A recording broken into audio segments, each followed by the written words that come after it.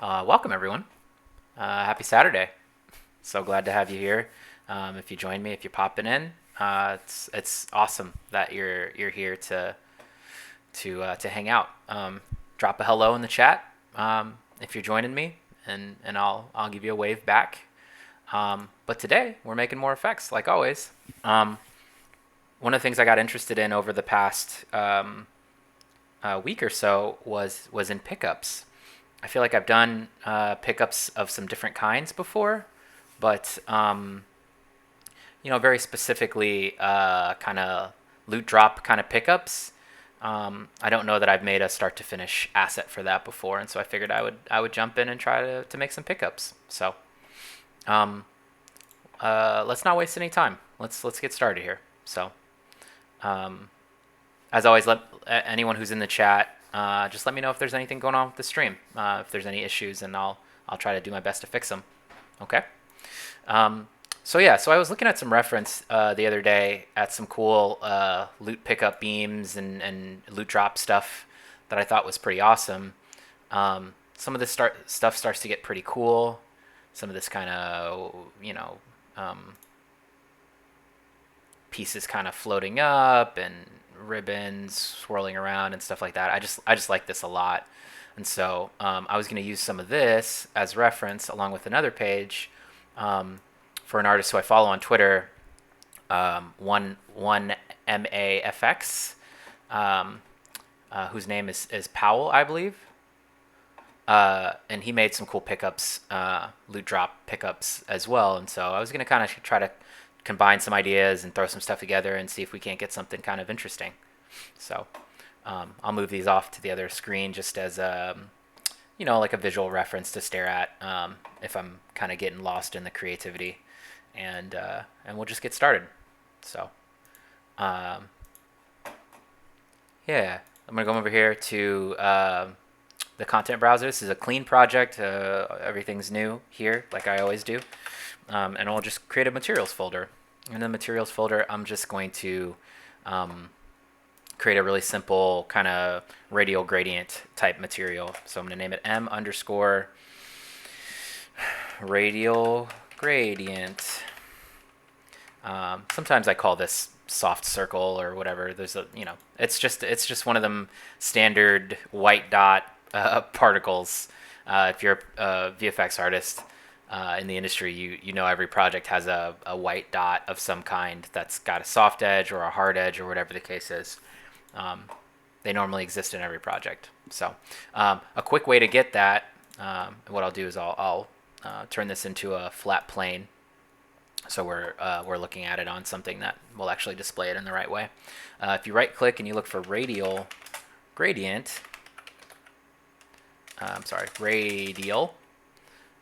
So radial gradient exponential is here, and this is a built-in node that Unreal comes with that if plugged into the emissive color will give us that sort of soft edge radial gradient circle that I was just talking about. So it doesn't have any transparency, and for what we're about to do, we're going to need some transparency. So I'm going to just go ahead and jump in and make this unlit, because the kind of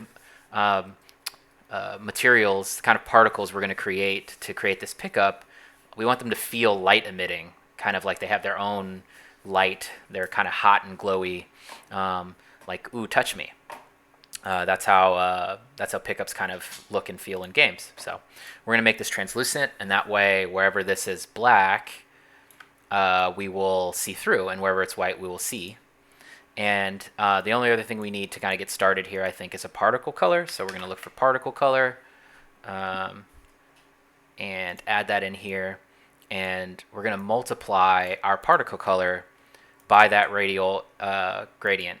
And the reason for that is because we want to be able to use the particle opacity to change the kind of visibility of the gradient, of the dot, on our particles.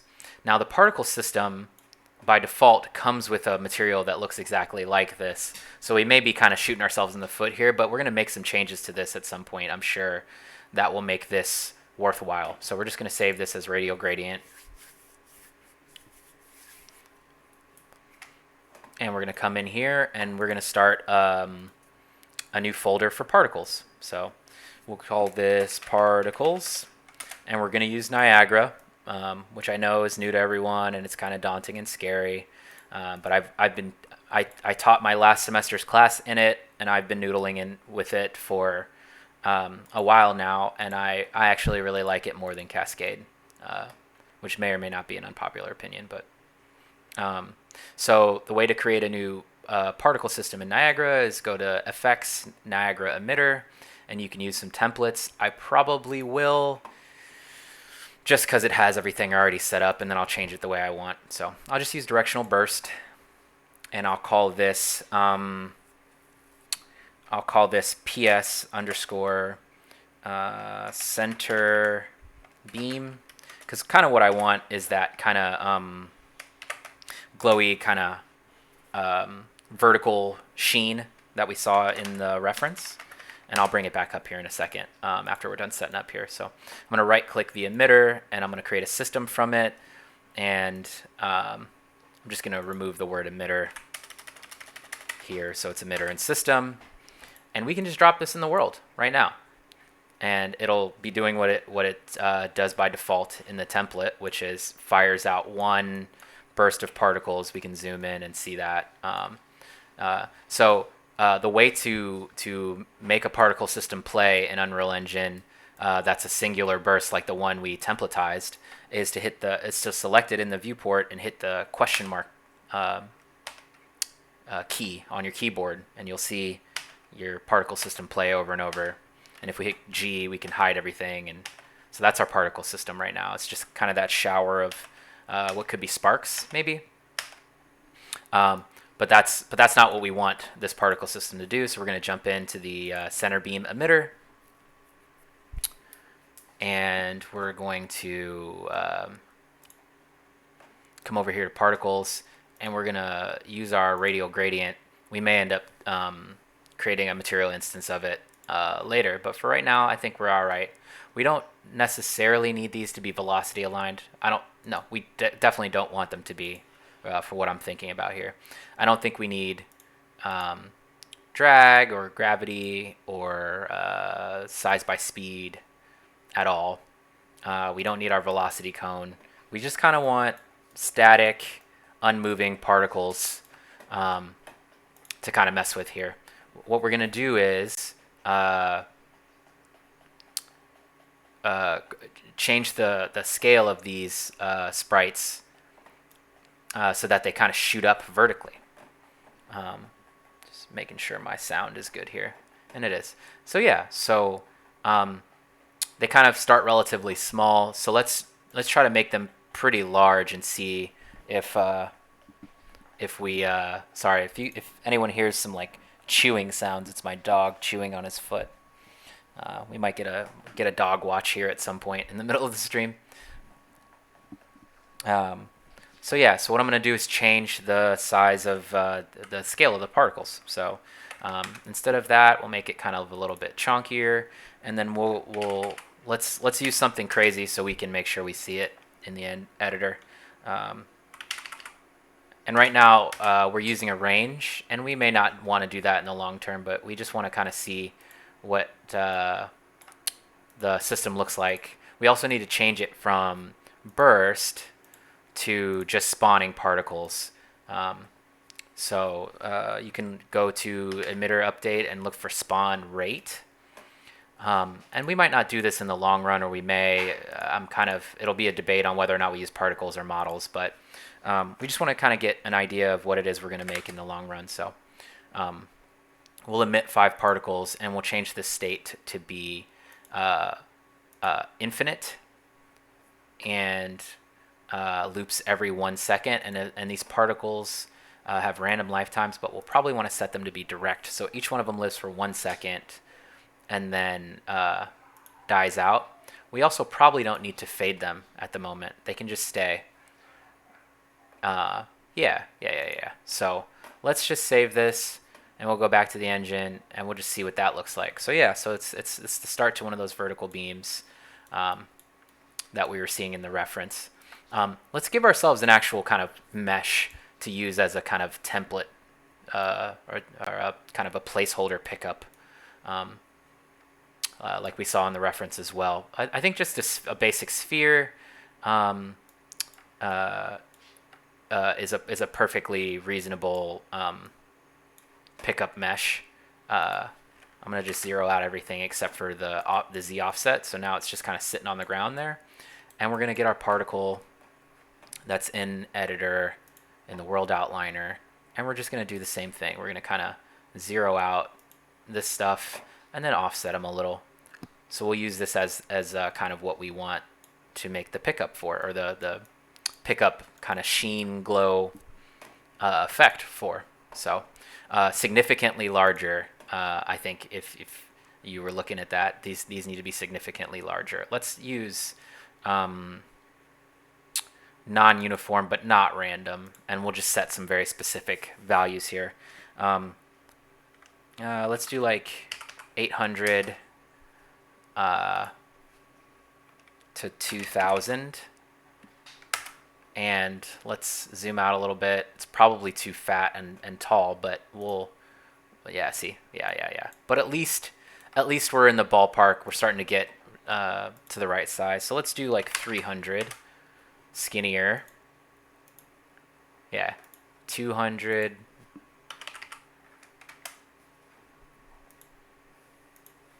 Maybe 100 even. 50. Let's do 50. Okay, yeah. So right now it's a white color, and you can already see one of the problems is that it doesn't kind of respect how the camera turns, which is why meshes is probably the better option. One of the reasons for that is because these are camera-facing sprites. So we can change that. We can make them velocity aligned and then give them slight velocity vertically. And we'll probably end up using that as the solution for now. But what I want to do is just change this color. Let's just make it into something that's cool to look at. Maybe like a blue color. So for people who aren't familiar with PBR, if you make your color values above a value of 1, you give yourself the ability to sort of start to make these feel self-illuminating or glowing. So if I used a value of 5 or even 10 here, and then said OK, and then went back to the engine, save, and then went back to the engine, yeah, that would then you'd see it kind of glow that bright blue. One of the reasons why we might have some issues with the way that this looks, or getting it to look the way we want, is because post-processing is playing a role in the editor right now. So one of the ways that I kind of get around that problem, especially while I'm just kind of deving and trying to figure out what something should look like, is I use a post-processing volume. So if you drag this into the editor, if I hit G here to bring back all the widgets, and I come down here to the in the details panel, I can make this infinite unbound, which means whatever I do to this post-processing volume happens everywhere in the world as opposed to only inside the volume. And then if I come up here to exposure and I do my min and max brightness, if I set these to be even, both a value of 1, then it sort of starts to hold the brightness value of this shape, regardless of the kind of angle or what other objects are in the world. It kind of keeps us held at a specific value. It kind of brightened the world up a little too much for me. I kind of want to use like a 1.5 maybe. And then the other thing you can do here is change your bloom value and bloom intensity. You can ramp that up, and you can start to see it's a little bit more self-illuminating. So maybe we could use a 2 here, and then it's a little bloomed, which is awesome. So good start so far. Let's save everything because we have yet to save a new map. So let's do maps folder, and in maps we're going to call this demo map, which I do every time we do one of these streams. And yeah, and this where this center beam is happening, right? We're seeing now that it's tracking with the camera, even though we're non-uniformly scaling it. It's sort of dipping and turning with the camera, and we don't want that. So if we go back to Sprite Renderer and we change this to velocity align, there isn't any velocity going on in this world right now. Right? It's kind of strange to me that they're standing straight up even though there's no velocity. Interesting. You would think that this wouldn't work. Well, maybe in Niagara it does. I don't think it does. It shouldn't. There should be some. Let's delete. Let's delete everything to make sure we're not sort of weirdly getting something, even though the.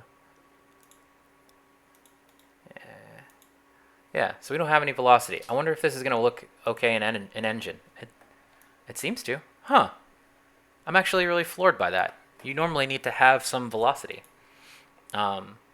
which is kind of interesting. Okay, well, velocity aligned, and there's no velocity, which means I guess they just stand straight up in this engine. I feel like that's never been the case. Maybe there's some checkbox I'm missing. Anyway, what I was going to say we should do is come over here to particle spawn and do velocity. So at the start of the particle's life, we would do like a very small vertical velocity, like a 0.1 or something. And that would make them face upward because they're facing in the direction of their velocity. So that's one of those kind of pickup light beams. And you're probably thinking like, oh, well, this kind of sucks because half the particle is like below the ground. And that's definitely another reason why maybe Geo might have been the way to go for this.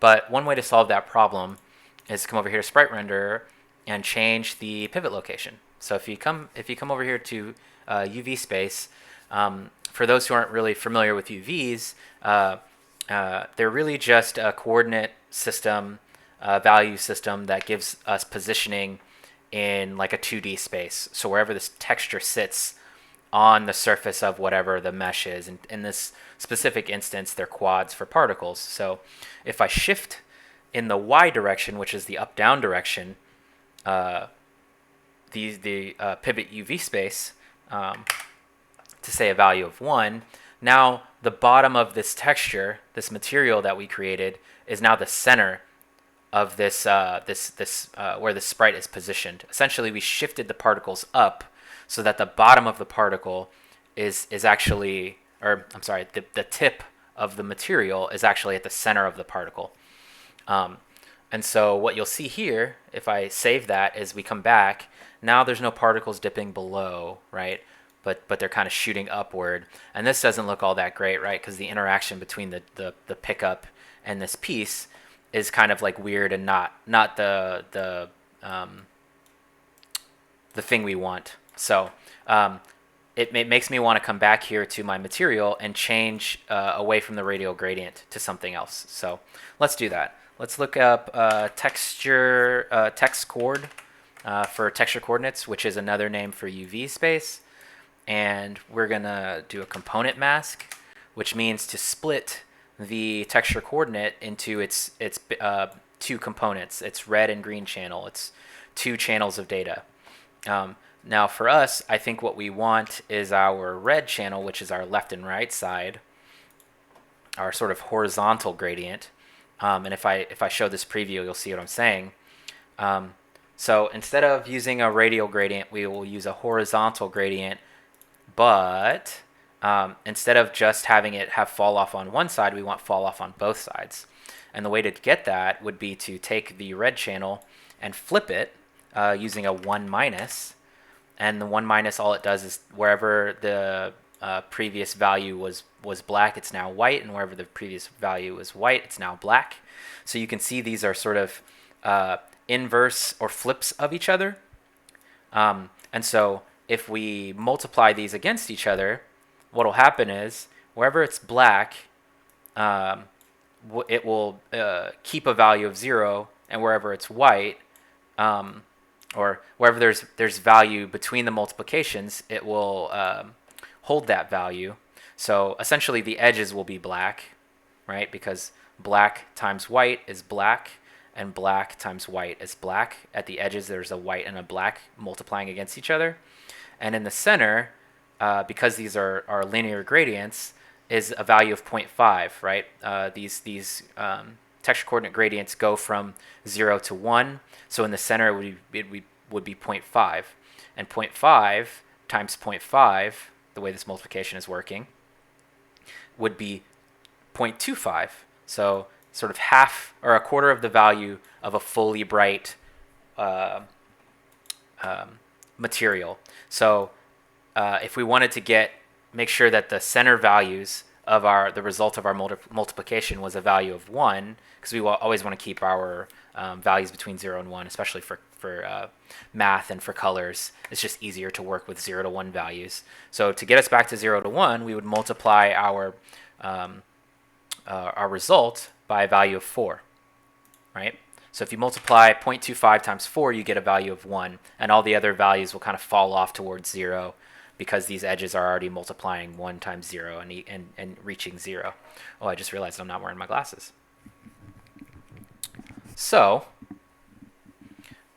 now that we are back at a value of 1, if we plug this in, we'll have Falloff on the left and right side. And I actually did this in the previous Twitch stream to start to make some kind of light shaft stuff, which I think this is going to be kind of very similar. So what I'm going to do is save this, and we'll make a material instance, because I think what will happen is we'll start to want to shift some of these values at some point, and I think that'll be really helpful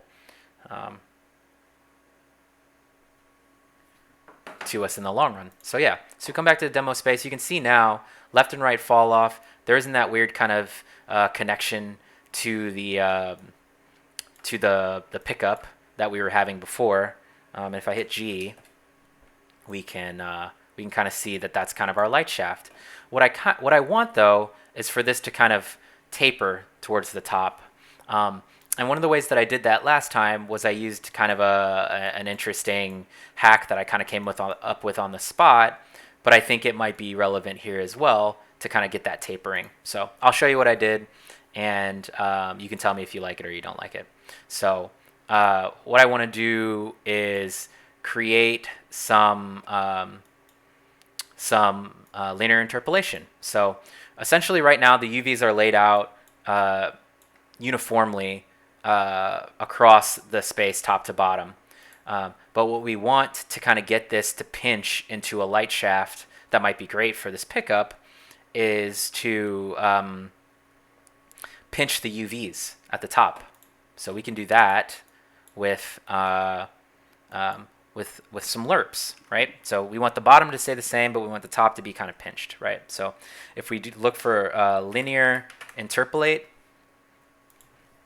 so if we plug this in to the value of 1, which means wherever the alpha value that's plugged into this lerp is white, keep the normal UVs, and then we will do a version of the UVs but scaled, multiply.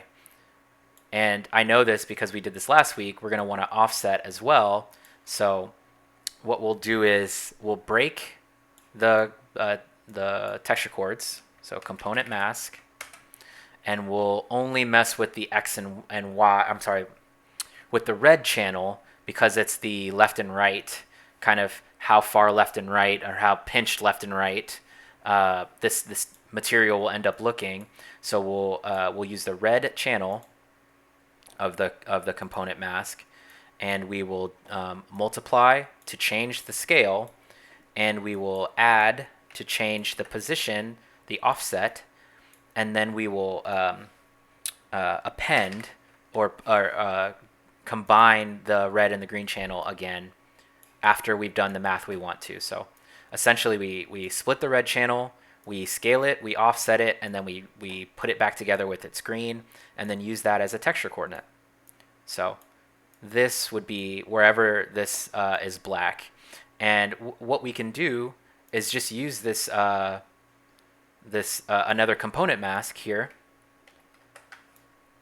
but using the green channel, and we've seen what that looks like as well. We can take a preview. It's a gradient, a vertical gradient, and we can use that as our alpha here. So now wherever this is white, we will get normal texture normals, or I'm sorry, texture coordinates, and wherever this is black, we will get our scaled and adjusted texture coordinates. And we should plug this into where do we want to put this? We have left and right fall off. We're going to scale the texture chords. Oh, I'm sorry. We want to use this as the texture chords for the entirety of this this material. So we would come here and do this here like that. Oh, the result of this. Interesting. Okay, hold on. I have to think through this for a second. Essentially, this is going to give us our fall off. Oh, we just want to multiply. Huh. No, yeah, we do want this like this, right? We want to do missing component, right? We combine the two. Essentially, we want to pinch these UVs, which the result of this should be UVs. So why can't you then component mask? Arithmetic between float 3. This shouldn't be float 2, and then this is the alpha. The result of this should be, let's make sure we're not doing bad math here. What does the emissive of this look like? This should be a texture coordinate. It should be red and green, the result of this.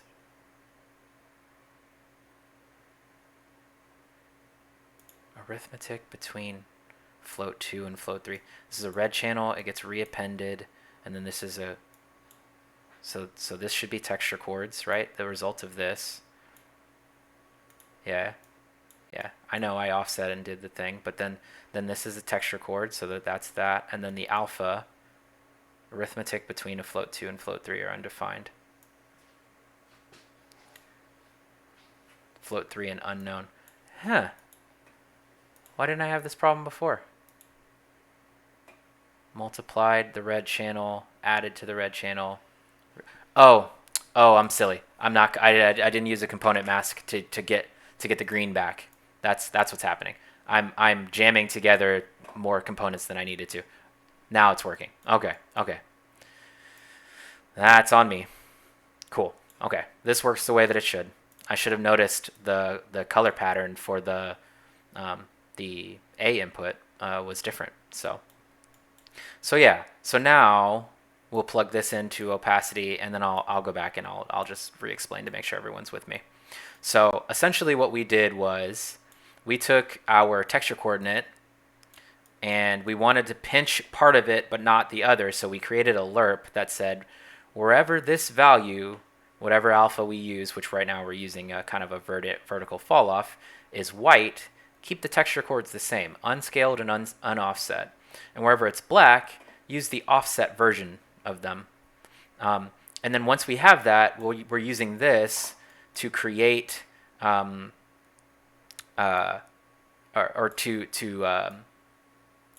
use with our sort of the fall off of the remainder of this texture. So the math we did before to get kind of the left-right fall off, we also want that to be pinched as well. So we're just using the same texture chords for that.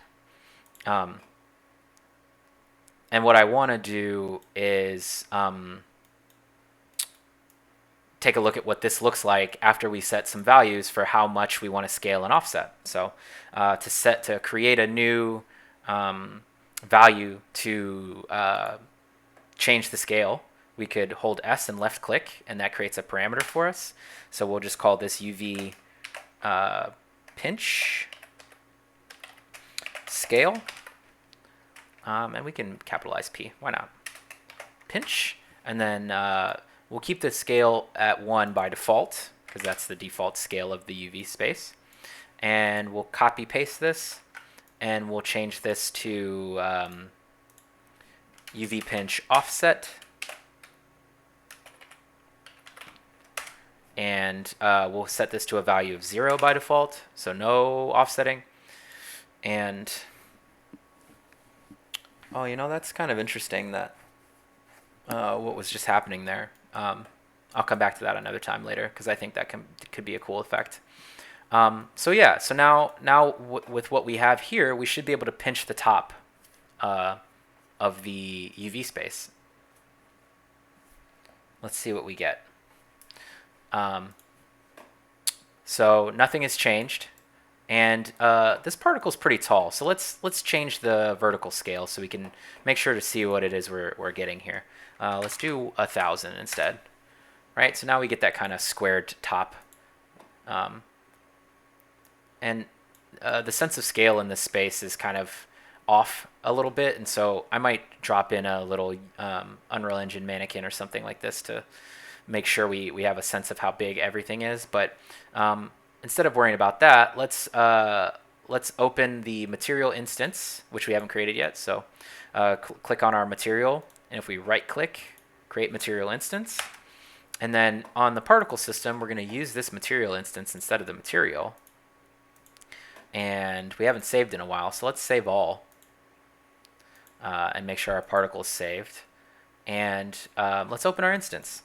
And what we really want to do here, and I'll just kind of drag it out so we can see it happening in real time, is we want to change the scale and the offset of this this piece. Actually, we'll see it in the preview in the material instance. We'll just do it like this, right? Let's imagine this being a tall particle. So yeah, so we'll come over here and we'll change the scale and the offset. So if I was to drag this, you see it starts to sort of change the scale. What we want is to make the scale 2 or even 3. And we want to compensate by offsetting some specific amount. -1 maybe? I think -1 gives us that center back, right? It's kind of weirdly bowed a little. I might even increase this a bunch just to, and then what we'll do is we'll add a little fall off after the fact. -5, -4. Oh, sorry, -4, -4.5. There's a value that works. Yeah, 4.5. And I'm sure there's some math that is the ratio of one to the other. But if we save this and we go back to the editor, it's a little more kind of, pickup-y, right? I think that works. Again, this doesn't have to be the sort of ending solution, but I think it's getting us there. One of the things I did last time before I sort of settled on this pinching process was I added a power node here.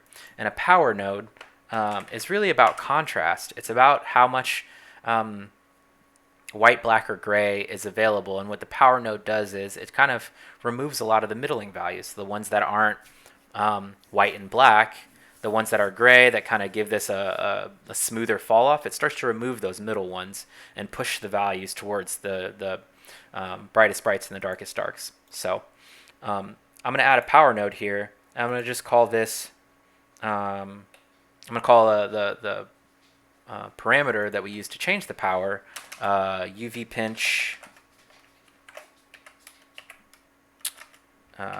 pinch power, POW for short.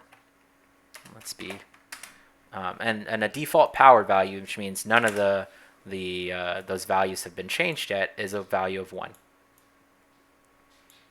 So what we want to do before we plug this into a lerp is clamp these values because lerps sometimes, if you use values that are outside of the 0 to 1 range, act really funky, and we don't want that. We want to kind of clamp our values between. So we can use a clamp, but I've often taught students and used this on streams that a saturate is the same thing as a clamp, except it doesn't have this kind of min-max setting where you can change change the clamped values. Saturation clamps between 0 and 1 by default and doesn't allow you to change those values, and clamp gives you the ability to change that min and max, which right now we don't need to. We just want a 0 to 1 clamp, so saturate works for us. So we'll do that. and we'll go back to the editor and we'll save. Might want to do one more thing here, and then we'll jump back in. And then I'm going to add some kind of floaty particles, which would be kind of cool. And maybe we'll go into Blender and create a model and do some kind of wispy stuff. So here in the material preview, we can mess with that power value. So as I rise this up, it kind of pinches those grays, you see? But if I go the other direction, it kind of flattens. It doesn't do that same or similar bowing that we're getting, which I like. I don't want the bowing. I want the values to be pretty linear. So we can kind of play with those values until we get something we like. But I think this is generally in the ballpark of what we might want for a pickup after we make some changes to that size. So 1,000's maybe a lot now. 500, and we'll save and we'll just see. So that's pretty good, right? It's still just kind of a glowy, whatever. It's not like super cool at the moment, but it's getting there. I think what we want to do, something that annoys me about visual effects that I see in video games that don't take the moment to do this, is we want to alleviate this kind of hard interaction between the pickup object and the VFX, right? You see how it's kind of just cutting through and it ruins the illusion that this is a shaft of light? So the way to fix that problem is to add depth fade. So depth fade is essentially some math that checks out the depth fade. Oops, come on. Depth fade. It essentially says if I'm close to some geo, how close am I? If I'm within a specific range, then let's soften that interaction between myself and that geo. And if I'm outside of that range, then just leave the interaction the way it is. And so you can dial in like how close are objects going to be to other objects, and if you know they're going to be used together, like in this instance, you can be very specific about that value and make sure that this interaction works out really nice. So I'm going to parameterize the opacity here.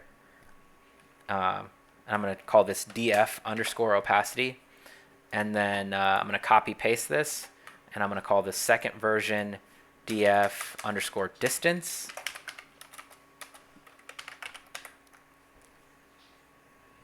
And the opacity should be 1 by default.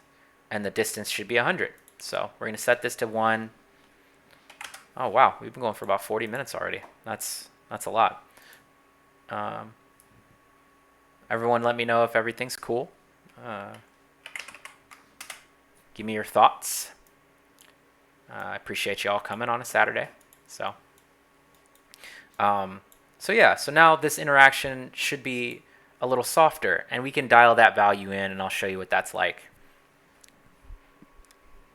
after this saves.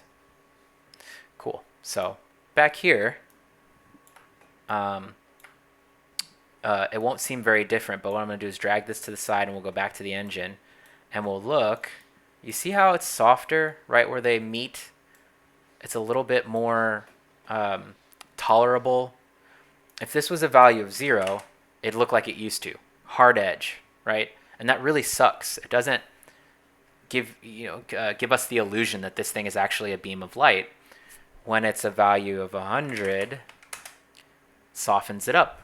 Really sort of lets us kind of fall asleep as viewers and just believe that these two things are linked together. So I like that. I think other things we need are other kind of glowy bits to add around this. Let's do some kind of floating, warbly, sparkly stuff to add to this beam of light. Actually, before I do that, there's something I do want to change about this.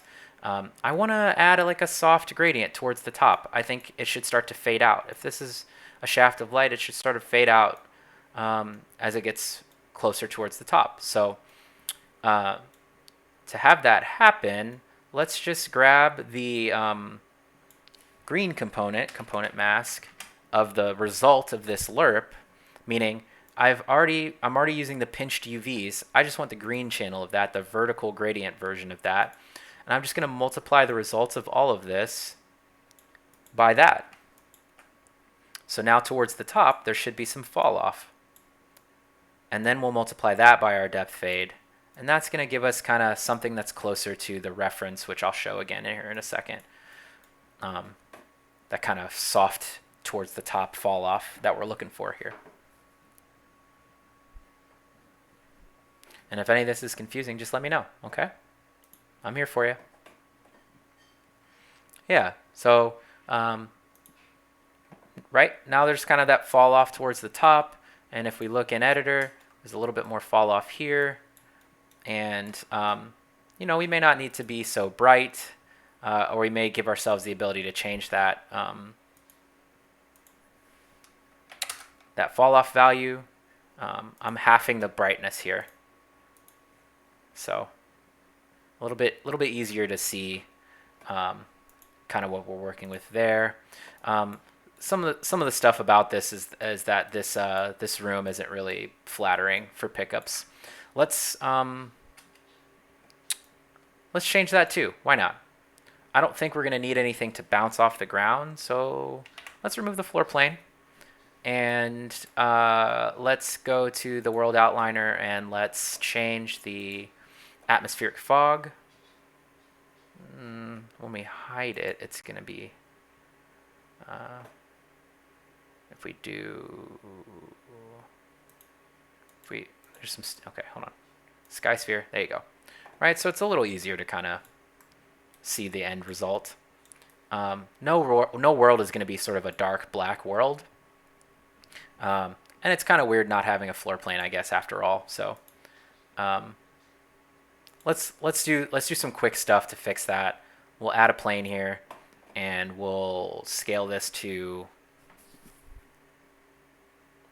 because it'll give us a sense of like how close we are to the floor.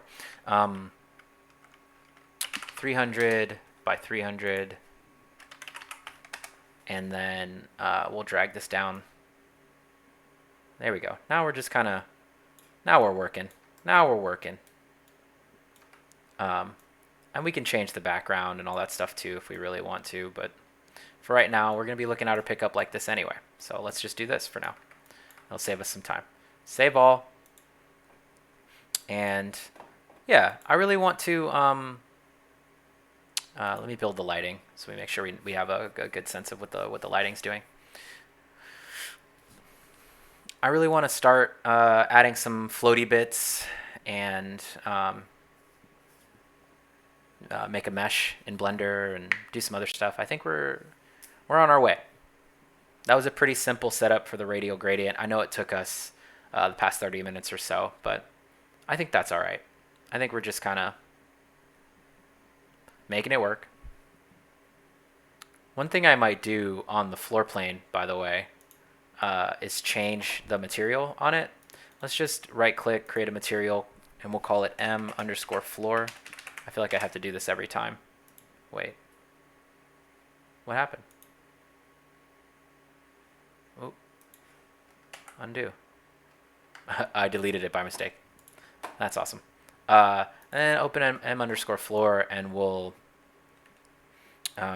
hold 3 and left click to create a vector 3, and we'll right click and we'll call it, we'll convert to parameter and we'll call it color, and we'll just choose something dim, like a dark gray or something, and we'll plug this into base color, and we will add some pretty default values for spec and roughness.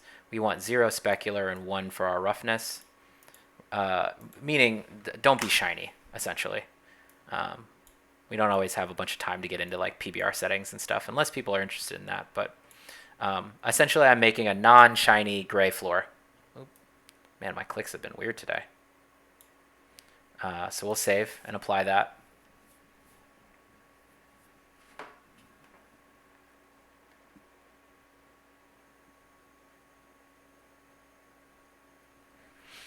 Okay, and that's saved.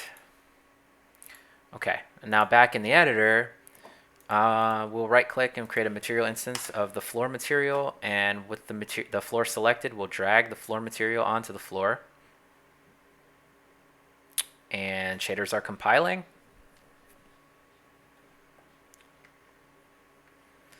One of the sad drawbacks of Unreal Engine is the shader compilation time is lengthy sometimes.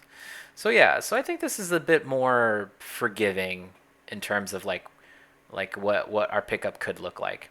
I want to change some stuff about that, but I don't want to get bogged down either.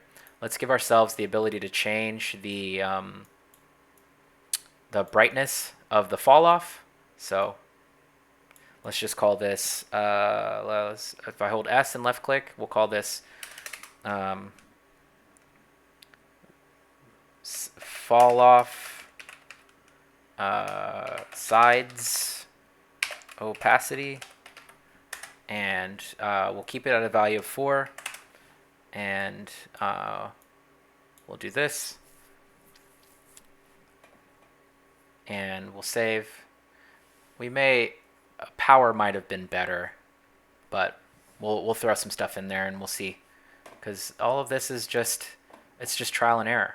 There's no right answers. You just try stuff, see how it looks and feels, and if you like it, then it was good, and if you didn't, then you make some changes. So giving ourselves that kind of side fall off brightness. If we bring this down, yeah, so I think we want it as bright as it was, but we just want, oh, that's interesting. We just want more fall off on the left and right side. I think we can widen this sprite and give ourselves a power node to change the contrast or the amount of gray tones. Give ourselves a little bit more kind of fall off there. I think we could even use something like a gradient map to like help. Maybe that's long term. All we want to do right now is fix this one problem, and then start getting onto some sparkly bits, because I think that's really the fun of pickups, is like, how does it shimmer and spin and whirl and all that. So we'll do this, and we'll call this fall off sides pow. Duplicated the parameter, Control C, Control V, and then renamed it pow. And this power value is going to be a value of 1 by default. And we're going to save that. And then I think, yeah, we'll add some bits, and then we'll make a mesh in Blender to bring in here. That'll give us some of them floaty bits, or them the kind of wispy bits. Let's put this back at 4, and let's try to mess with the pow that we just gave ourselves and see if it does what we're looking for. So that's removing some of that side contrast. It's softening a little bit, which is what I want. Maybe 2.5, and then we'll change the size of the sprite to be 100. Yeah, maybe 50 was better, but either way, I think we're closer to what we're looking for. 60. Yep. Okay. Save all.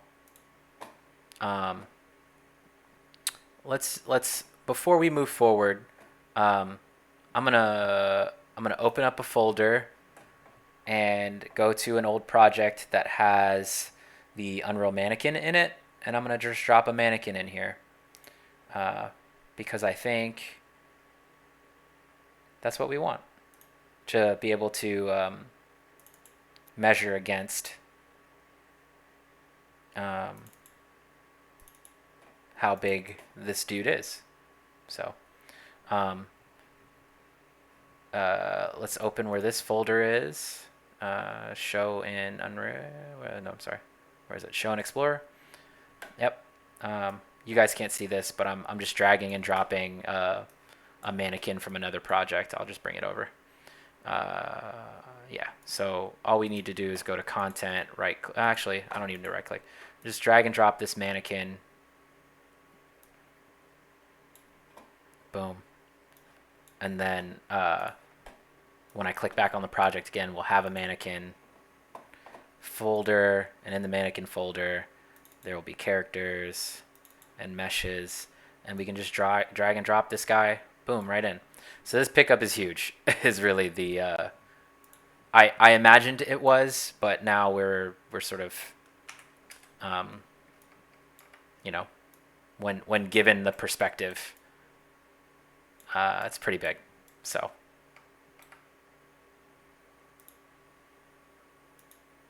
yeah, and the mannequin's still loading, and it's all good. I'm gonna just do this. I'm gonna zero the floor out, and then I'm gonna drop the mannequin to meet the floor.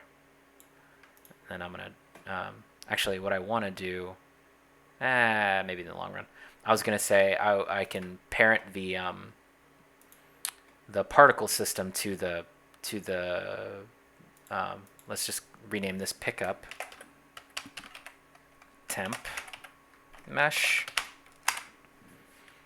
And what I'll do is create a folder, and we'll call it pickup.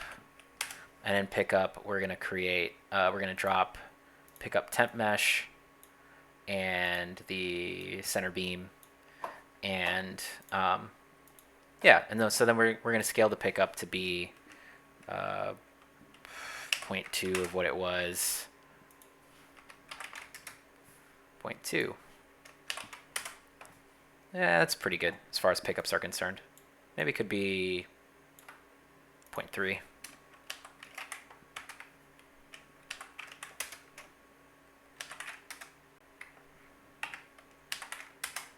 Yeah, okay. And then now, yeah, so now we'll just scale everything else to be kind of similar or close, and we'll drag both of these towards the floor.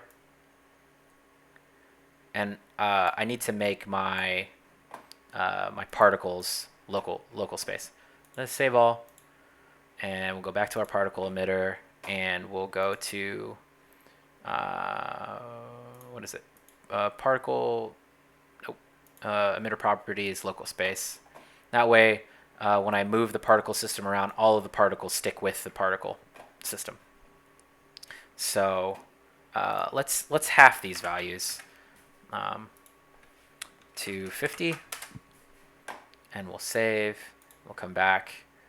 Yeah, and that's a little less crazy.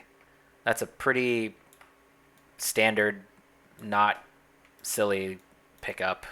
I mean, it could have more fall off towards the top. It could have there's a bunch of things we could be doing, I think, to make it a little less weird. But at least it's not humongous anymore, which is what I was trying to avoid. So Unreal Mesh, standard mesh size, and then the pickup in the world. So yeah, it's trying to avoid it being incredibly large. So yeah, so now we're kind of set up to continue working. Save all. Now that we have everything we need, and we'll build the lighting real quick. Make sure we're not working in a weird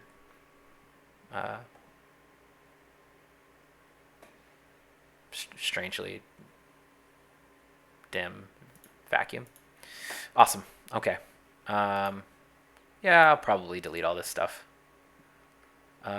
Maybe reflection sphere reflection capture cube could stay, because who knows what the actual pickup mesh will look like in the long run. I'll create another level if I don't like what I just did. Okay. I think the particles could be smaller. So 20, 200, save. Yeah, we're getting there. We're getting there. Here we go. Save all. What I want to do is give us some bells and whistles to mess with here, to change the fall off vertically and the strength of that fall off. So we'll call this, we'll create two parameters. We'll call this vertical fall off pow. Or I think there's another fall off in here somewhere. So yeah, so fall off vertical pow. You know what? Shorten it. Vert pow. And we'll change this to a value of 1.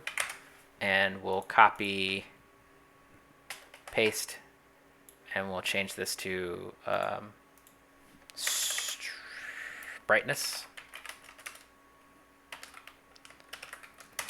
These names are so arbitrary. I'm just like, whatever at this, you know, because it's really about how you feel they work, right?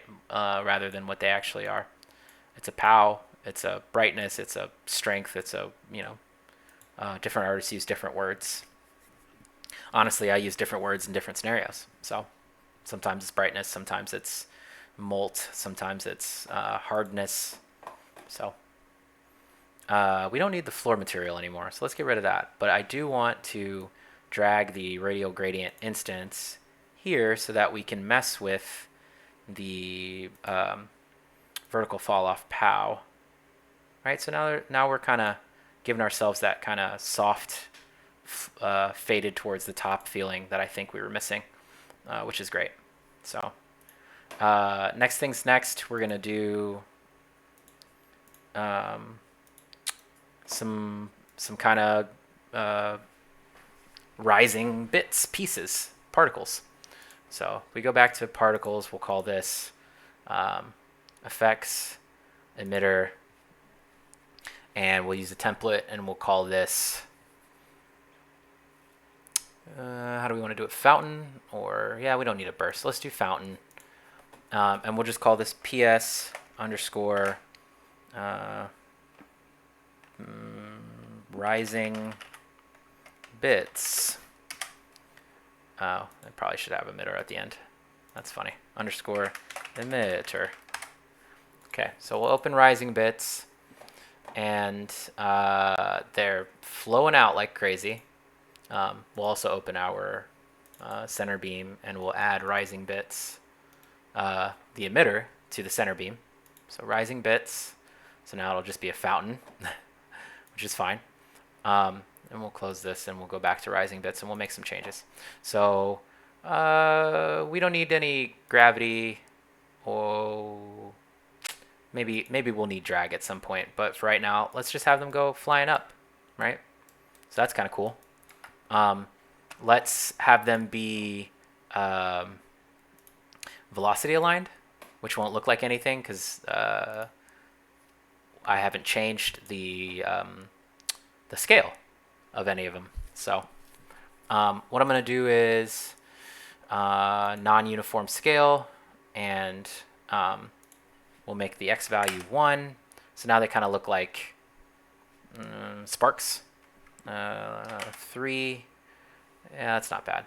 I think we probably want random, non-uniform. So let's do 1, 3, 5, 10. Yeah, that's fine for now.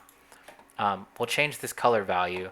We kind of want to figure out whatever the center beam's color is, and a way you can save this color and use it everywhere else is to drag that color up here, and it'll just save right in the color picker. So if I go back to these and I want to use that same color, I can go to initial particle and choose that color. So now they're the same. I kind of think because of their size, they should be brighter. I'm going to do both 3s. And let's just make this 15. Yeah. And instead of kind of just shooting up at the as fast as they can, we could maybe do 100, 500. And we'll just let them live a little bit longer. And we'll give it some kind of interesting shifting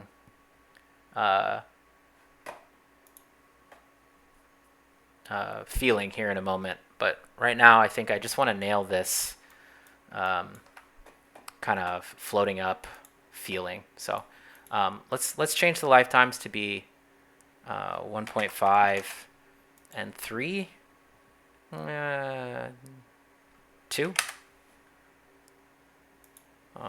Let's do 2, 1.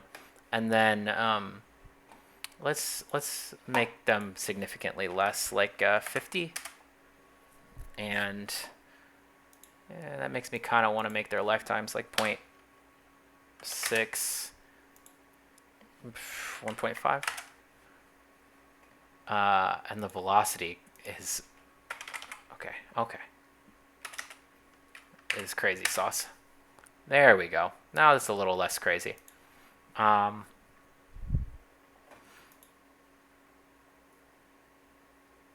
we got our cone angle.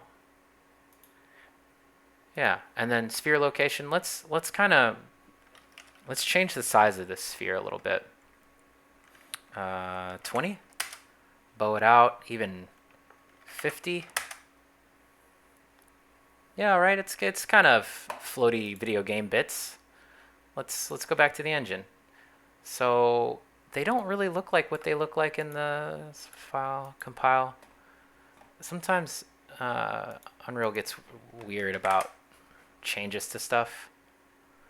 Save. Let's see. Yeah, it's still strange. Like they don't actually look like this. Let's open the save, compile. Let's open the system and see what it looks like in there. Save all. Now here's the question. No, it's got everything. Sphere location. So why do you look like that here, but you look like this in the editor?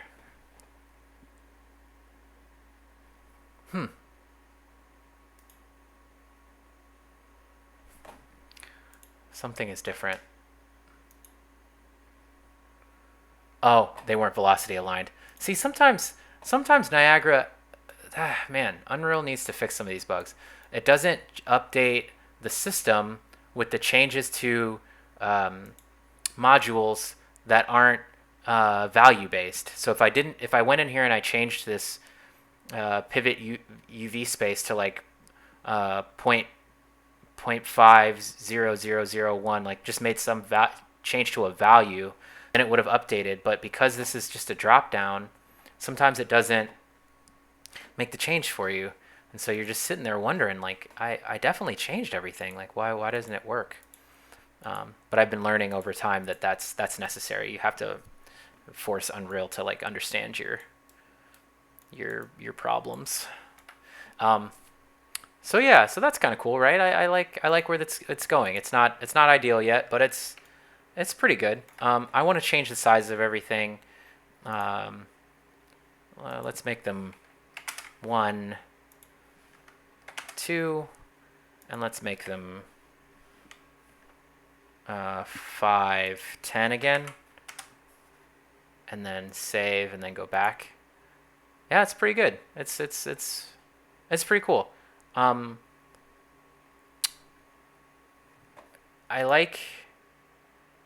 kind of interesting to me. I kind of want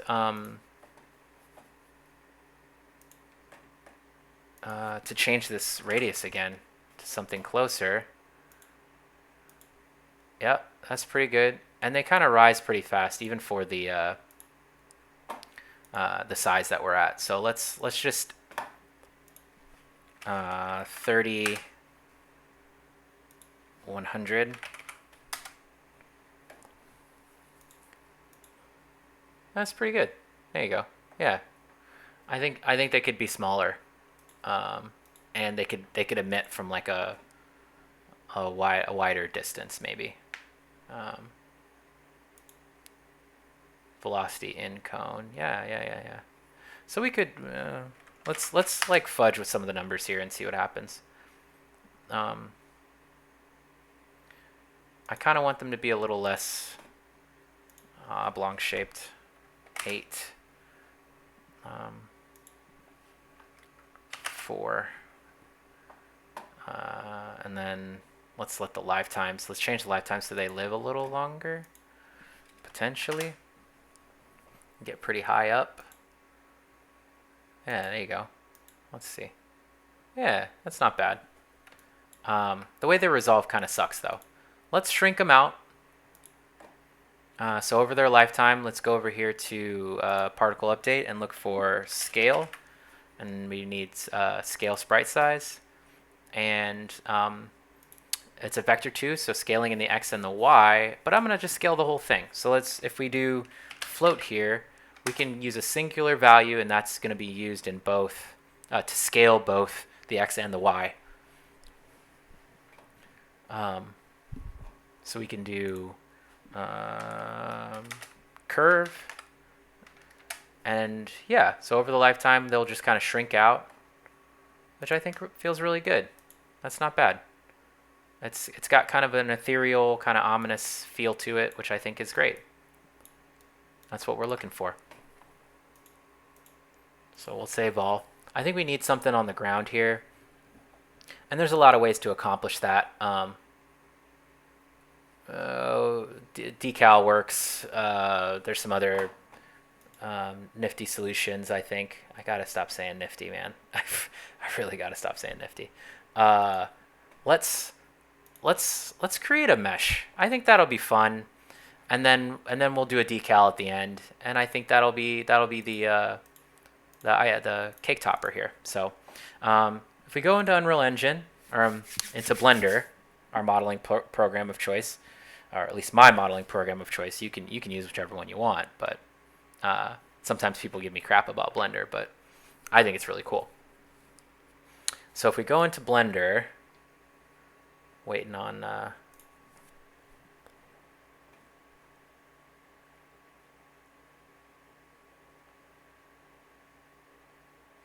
yeah, okay. Yeah, so here in Blender, new file, we'll just hit delete on all of this, and let's just immediately find a place to save this. Save as, and we'll just go to our Twitch stream folder, today's pickup, content, and we'll create a new folder, and we'll call it models. And in models, we will use, we'll call this pick up wisps.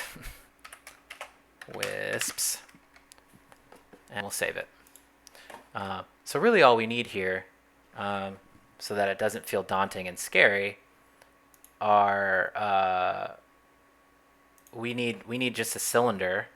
And it doesn't matter which program you use to get that cylinder, but we need a cylinder. So if we just come over here to add, and we use mesh, and we grab a cylinder, boom, Blender makes a cylinder for us. The way to edit that cylinder is, I went to front view by clicking the little X up here, and if I hit tab, I'll go right into this meshes kind of editor edit mode. And I'm going to turn on snapping because I want to kind of snap the bottom of the mesh, the mesh pivot to the origin. Blender's kind of weird sometimes if you're not familiar, but essentially if I drag select, it only selects the front faces, not the back faces, right? We want all of the faces to be selected when we make this move. So if we go to X-ray mode, it makes all the faces kind of selectable. And so yeah, so now we have everything, and if we just move up with snapping on, boom, now we're snapped to the floor, which is great. One of the things I want to do immediately, because we won't need them, is delete the top and the bottom. So if we go up here to face selection, and we select the top face and the bottom face, and select hit delete and select face, we can delete the top and the bottom. So if we go back to side view and we come over here to the loop cut tool, and if we hover over any of these edges, we can add a new loop cut to the center. And we can do one here and one here. And this is what I really love about Blender. You can just do a lot of this stuff that I feel like in other modeling programs has been really slow for me in the past pretty quickly. So now we have everything here, and really what we want to do is turn off snapping. I'm curious how this is going to go, but I want to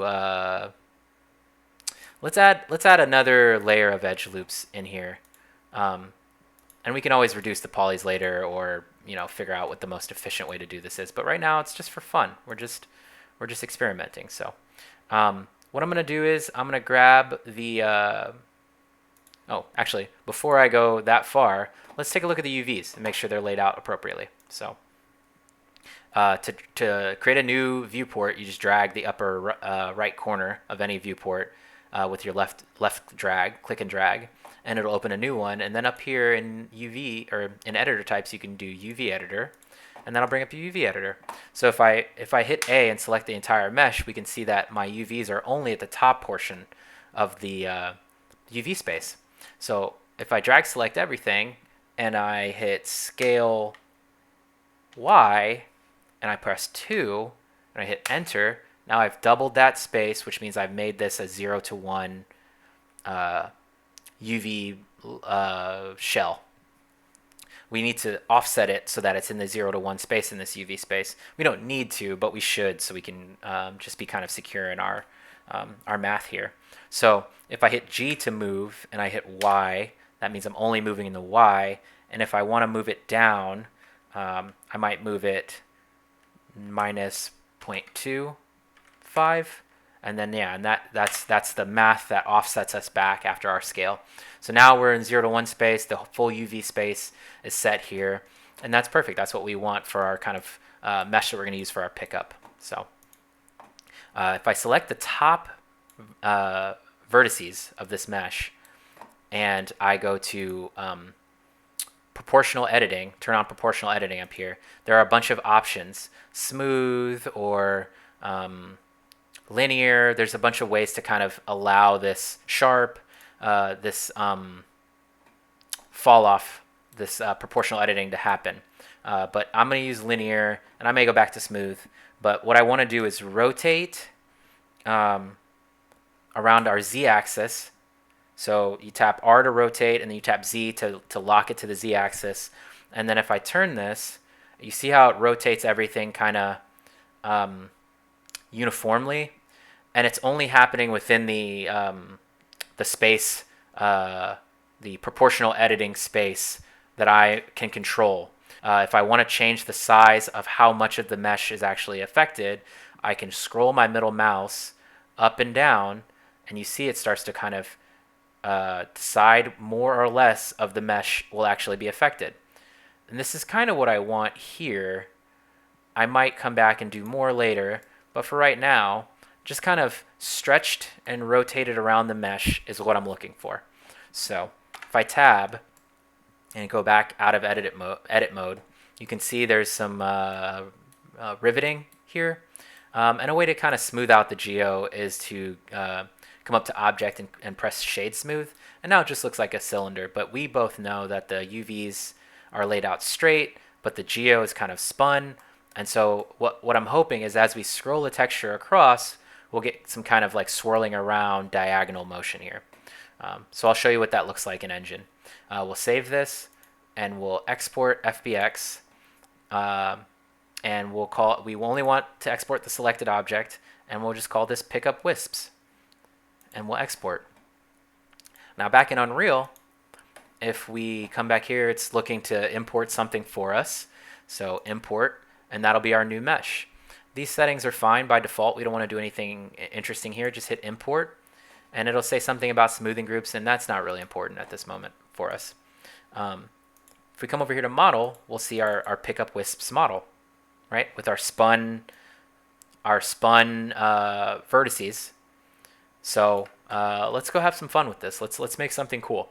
So if I was to drag this out into the world, it's probably inappropriately sized, and maybe in the long run we'll do something different. We'll use it as a particle or something. But for right now, I just want to show you what the idea here is. We need a material that will kind of swirl around this geo. So if I right click and I create a new material, we call it M underscore pickup wisps, and I double click on that, and I come in here and I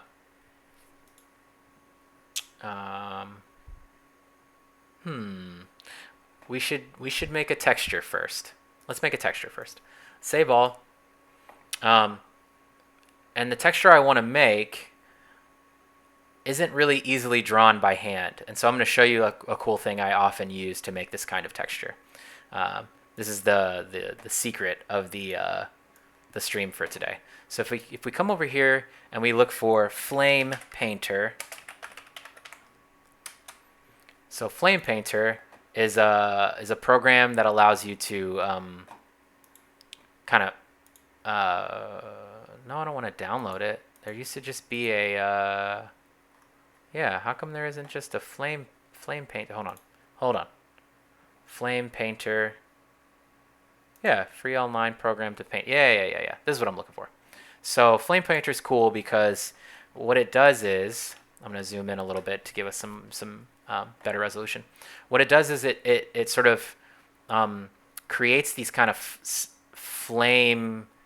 You see what I'm saying? This kind of like soft, flowy, flamey stuff that's really hard to paint by hand. And so I'll just show you some of the stuff that I like, how I would use this to get what it is I'm looking for right now.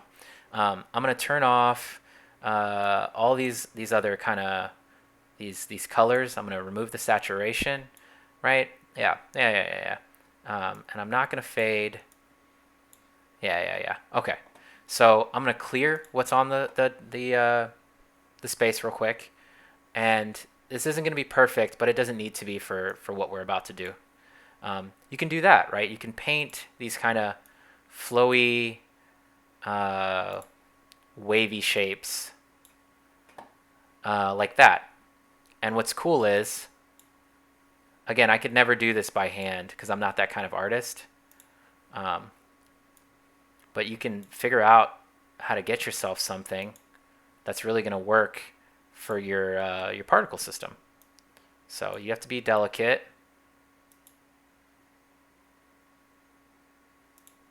Clear.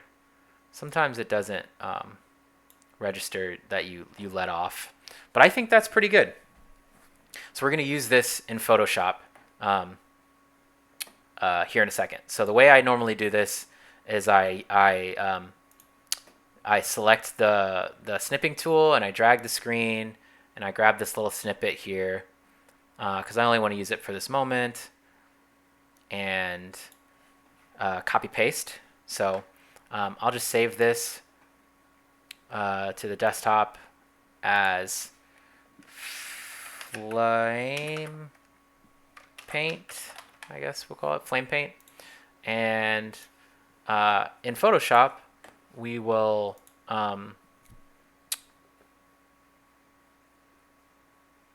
open Flame Paint. And so the thing we just made in Flame Painter will be here now after it opens. So I'm going to turn off my rulers, or my grid is red because I was having a hard time looking at something the other day that I was working on. But essentially what we want to do here is duplicate this background layer, turn the background layer black, and make this texture looping. We need to sort of paint to do the hard work of making this texture work for us in Editor. So the way I want to do that is I'm trying to decide how much of the texture I want to keep. There's some like cool pieces to it, but I don't think we need this edge. So let's do this. Stretch it out. And yeah, let's do this. Let's stretch it out, and we'll crop there, and we'll grab this and we'll tilt it. Oops.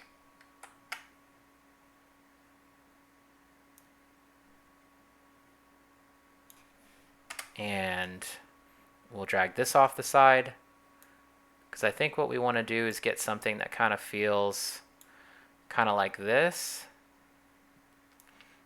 And then I'll show you how to make that loop. I bet I could do something like this. And then just paint the top out. Yeah, okay. Quick rotate to make it as straight as I can. And then, yeah, we're going to use the eraser tool. And we'll just erase away this part that we don't want. And I probably should be using my tablet to do this.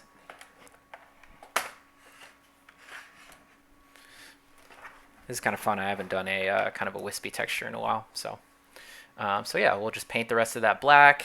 And we'll need our keyboard to hotkey it up. Sorry about that, if that was a loud crunch. So yeah, so we'll take what we have here. And we'll crop again. And that gives us our kind of left and right side. And then we'll come up here to filter other offset. And we'll offset not vertically, but horizontally. We'll go a little bit further to push it to the center. And this texture isn't a power of 2 right now because we didn't think about doing that at the moment. But what I'm going to do is I'm going to come in here and I'm going to just paint away stuff or add stuff back. Clone stamp, I can do a bunch of stuff. I think I'm going to use clone stamp though. I'm going to try to use a really soft brush and select over here and kind of just paint in some stuff that might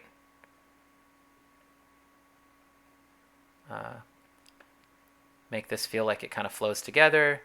And I kind of want to use like a really soft eraser, something like this with like, I don't know, 24% opacity, and just big, and just kind of start to like push back some of this stuff, right? And then we'll go back to clone stamp. And maybe we'll select from over here, and we'll kind of, that's not looking good. Hold on. Let's do this. We'll go back to our eraser, and we'll kind of whoop this stuff a little bit, right? I think we're getting there. Okay. And then we'll just go clone stamp again to make sure we don't leave this just kind of falling off in the center.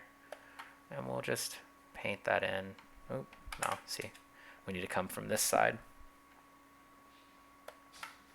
We'll just kind of paint in.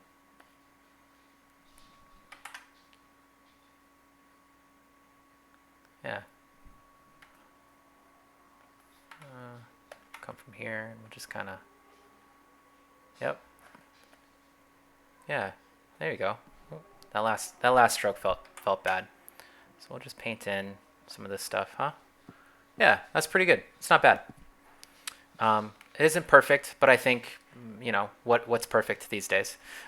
We're not using a lot of the texture space, and so what I'm gonna do is I'm gonna crop top to bottom so that we only are using the space that we have. I think that maybe a little less, but let's crop. That probably was my girlfriend screaming at our dog, because he's he can be a lot sometimes. One of our dogs. We have 3 actually. We have 1 pit bull Catahoula mix. We have 1 boxer Catahoula mix who's underneath my feet. His name's KB, and we just got a new one who's a German Shepherd. So that's kind of cool. So yeah, so this texture works for us. Let's go find our project files. Unreal Projects, Twitch, pickups, content, and we don't have a textures folder, so let's make one. Right click, textures. Hopefully that's enough to get the point across, and if not, we'll come back and we'll paint it to be a little bit prettier. But I think it'll get the point across, and then we can do our decal, and then we can do some polish. So let's drop this in here, and we're gonna call it, instead of calling it flame paint, let's call it wispy. What was it? Pickup wisp? Yeah, pickup wisp. And we'll just use the T underscore for that. And there's our Photoshop file. And, oh, wait. Oh, for a minute I thought I left something like sitting here. It was just the transforms from Photoshop. So now that we're good with that, let's go back. Let's kill Flame Painter, and we'll go back to the engine. It's going to ask us to import which we want to, and come here, and this is our little flame texture. Awesome, right?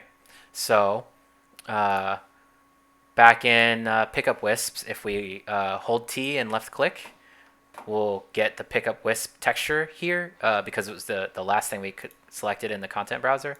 And if you didn't, you can come over here and look for the texture, right? So if we connect this to let's change this to unlit translucent again, and maybe additive might be good for this, but unlit translucent, and we'll make this the opacity, and we'll look at what that looks like. You know, now that I think about this, this texture probably should have been vertical. Let's do that quick in Photoshop. It's not a big deal. Oh, and this wasn't a power 2 either. Okay, let's fix both those problems. One is canvas rotate. Nope, I'm sorry. We want image canvas rotate clockwise 90 degrees. And then we want image size, and we want to make these powers of 2 because game engines need powers of 2. So for height, we're going to use 1024, and for width, we're going to use 512 because they're just the powers of 2 that are closest to what we have. And we're going to hit OK. And that kind of creates our little thing. We probably could have maybe taken off more space on the texture sheet, but I think this is fine for now. So we're going to save this. And now that it's vertical, I think it'll be better. So re-import. Now we got our vertical and our color, particle color. Particle color. And we're going to multiply this. Probably not particle color because I haven't decided we're going to use particles yet. So just vector 3.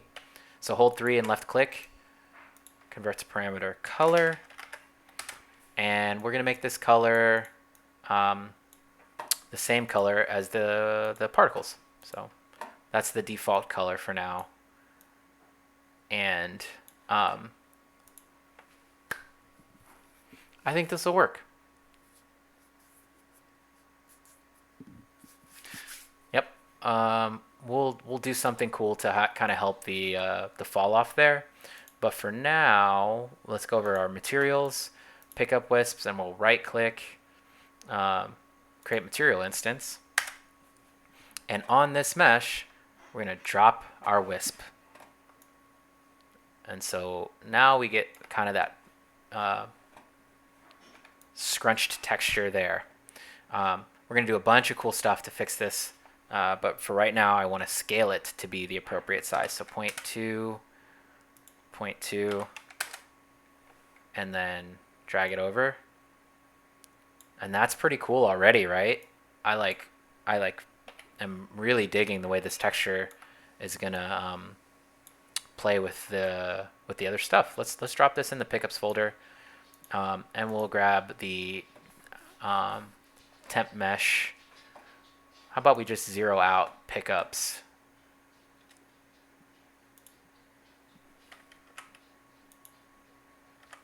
Oh, sorry, pickup mesh was not zeroed out. 6050 is what this should be, sorry.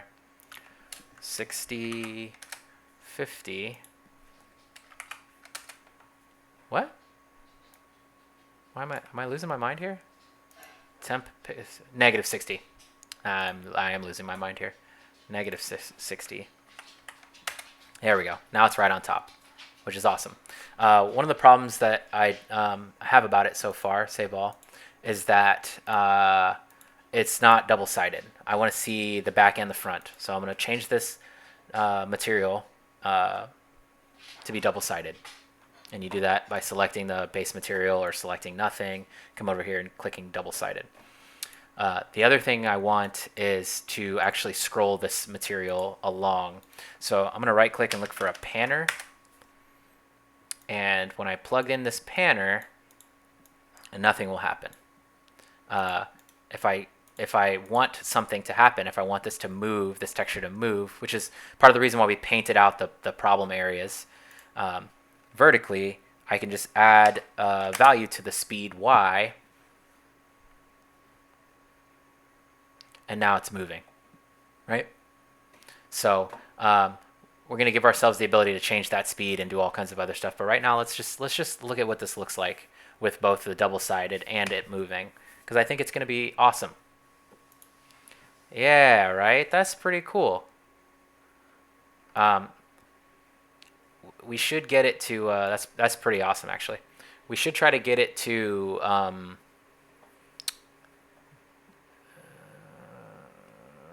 maybe rotate around, spin around some more. So save all.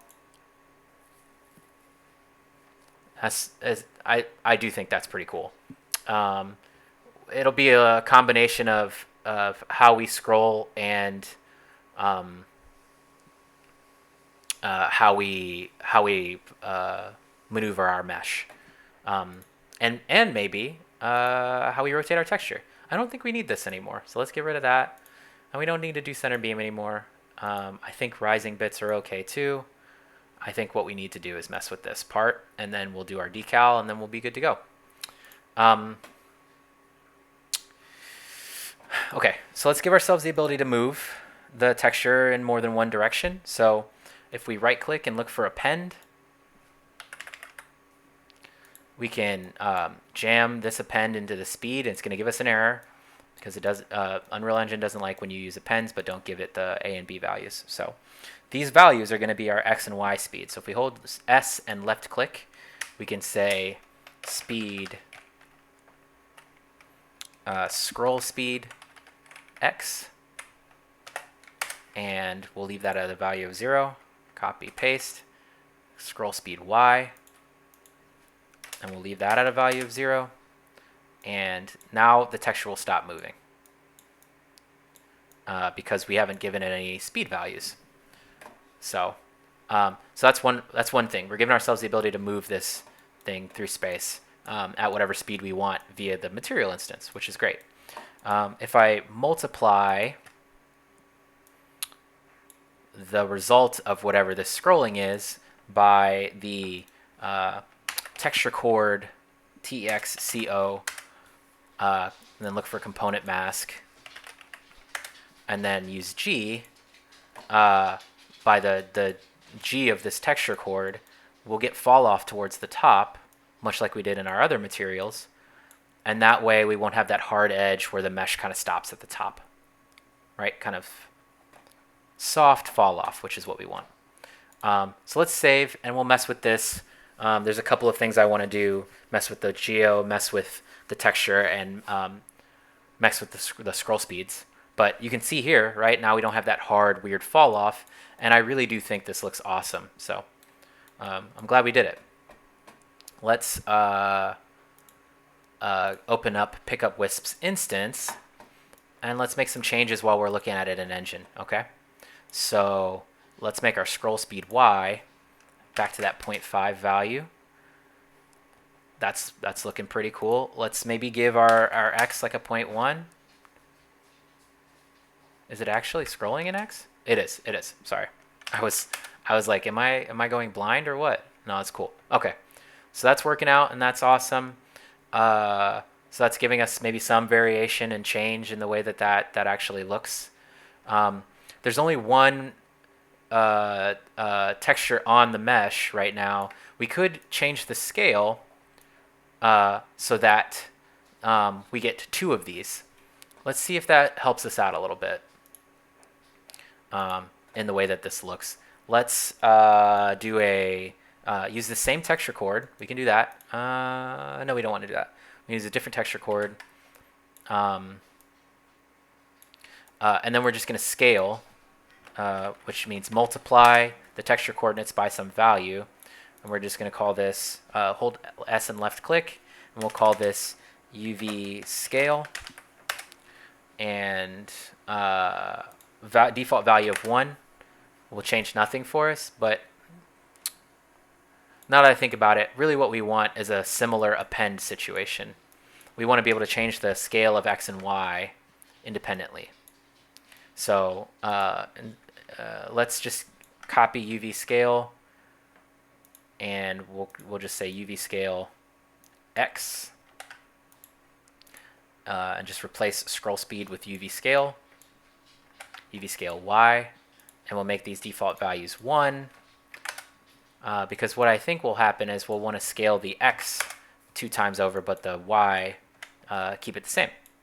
So, but we want to give ourselves the ability to experiment too. So that's what we'll do here. The one other thing I think we probably want to do is a depth fade, so that when this geo connects with the floor, we don't get that weird hard edge. So let's do that depth fade like we did in our other particle system. And we're going to leave it at the default for now. If we decide we want to change some of the values, I'll come in and parameterize. But just having a depth fade, I think, is going to just help us a little bit. So let's save this, and we'll go back.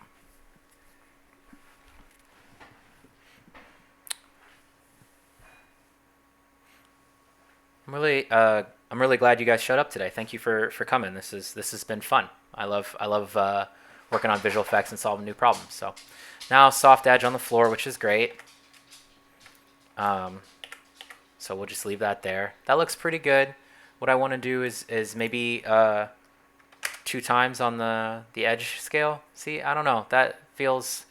I think if we do that when we have to double the speed, it's not as cool. Honestly, it's not as cool. I guess we're not going to be looking at the pickup in this direction, but in that kind of scaled in way. But yeah, I thought the singular one was pretty good. 0.2. Yeah, I think that's pretty good. I might use a second mesh or something that is shorter, or I don't know. There's some ways to kind of maybe it's these are particles. Maybe we taper the mesh a little bit towards the top. I think there's some cool stuff that can be done with this. But for now, I think that's pretty good, actually. We could maybe let's. What? Oh, I was like, why does it look all weird? It's because the real time this.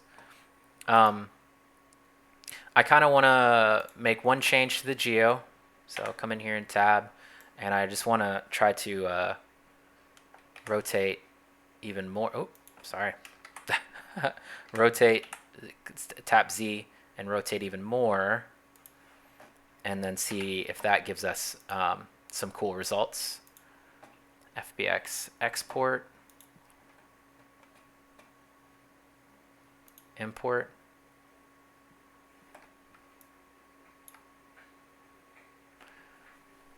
It feels like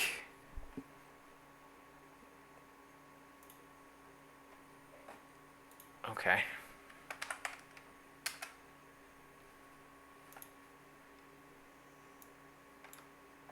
Maybe my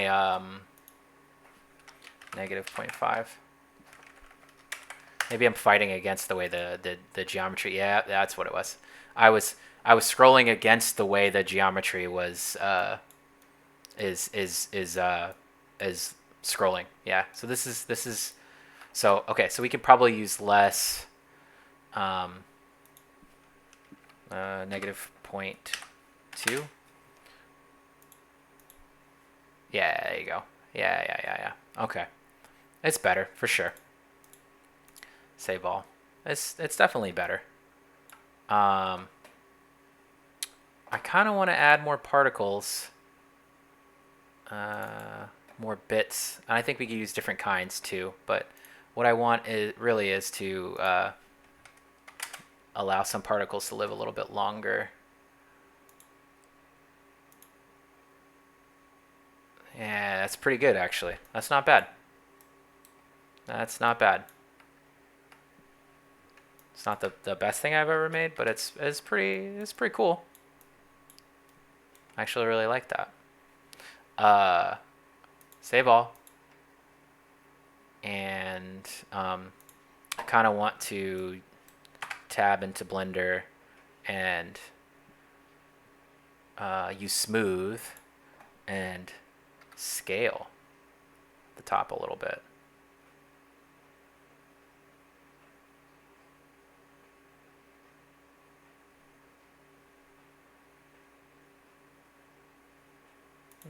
Maybe smooth isn't what I want. Maybe I want linear again. No, I'm sorry. I want sharp. Yeah, sharp. Scale.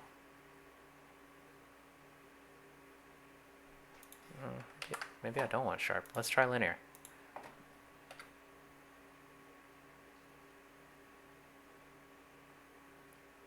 Doesn't necessarily feel linear, huh?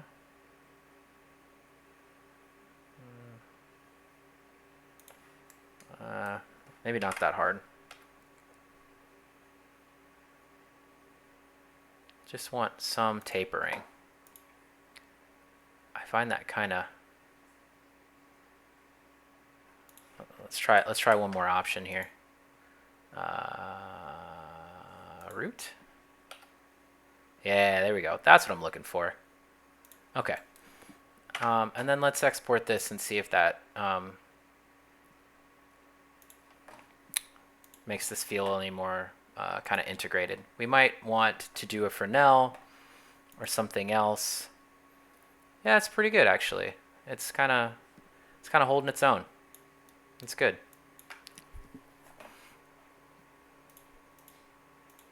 What if I... Okay, maybe it's crazy, but copy paste 2 of these, save all, and then the second one, material, let's do 0.6. Let's see.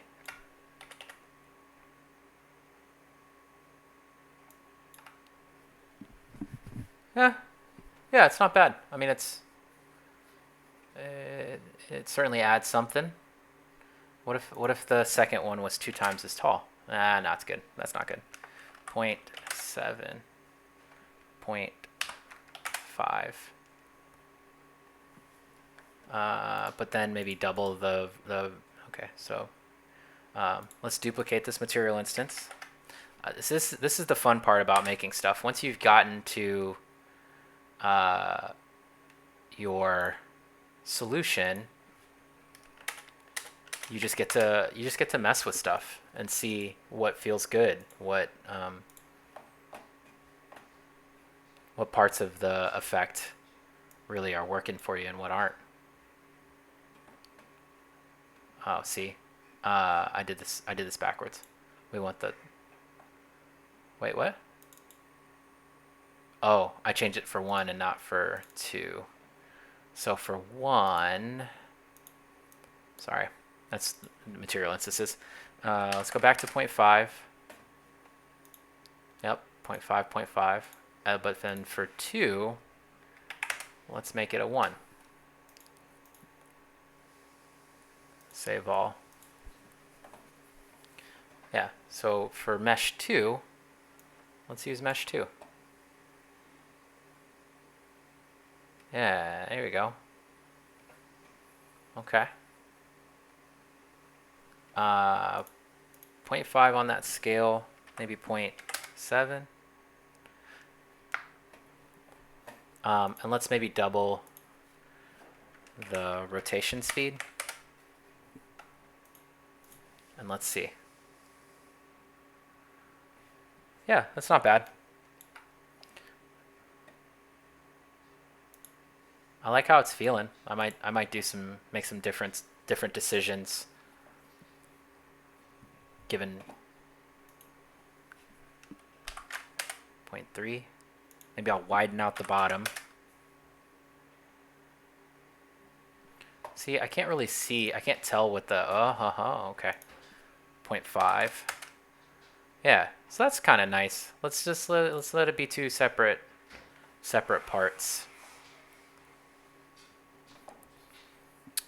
Yeah, it's working for me. Maybe the rotational value is too much.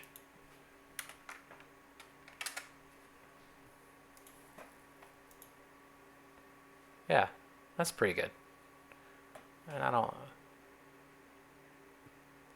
it's pretty good. I don't know if it adds a whole lot. Maybe it doesn't. Yeah, I don't know. One of the things I want to do, save all, is add a Fresnel opacity to this. So really what I'm seeing is the hard edge of the geo of this really doesn't help the illusion of this being kind of flowing energies.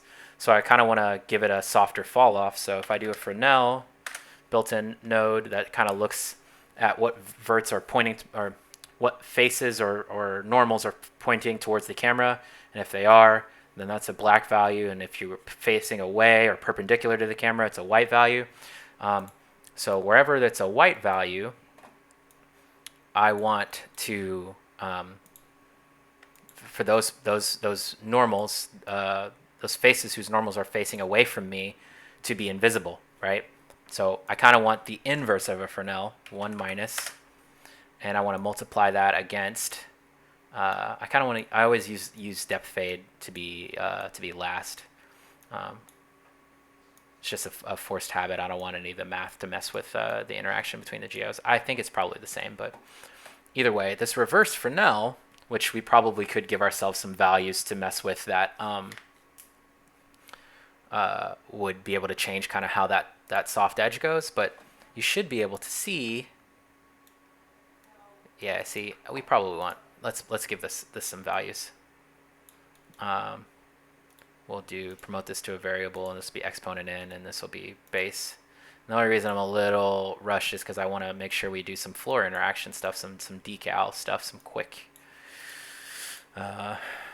decal exploration with the last 10 minutes or so. And you all know, if you've ever been to one of my streams, I normally go over, so it's no biggie. Base reflect 0.04. So I'm just setting these values to be the default values. And so now what we'll do is we'll just change them in the material instance. And that'll help us mess with the amount of fall off. Okay? So up here in instance, which is the one we're using, because we didn't use the second mesh. We're not using the second mesh currently. If we drag this value up, you start to see the edge kind of fade away a little bit. And if we ramp this value up, it's fading away, right? So we kind of get to play with both values. And let's get pretty close and see if we can't find something we're happy with that gives us enough material. So by default, it's 5 and 0.04.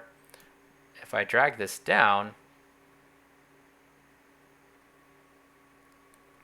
we can start to kind of so exponent in is like how much of the gradient or how much of the edging to remove, and then base reflect is kind of like hardness or a multiplier.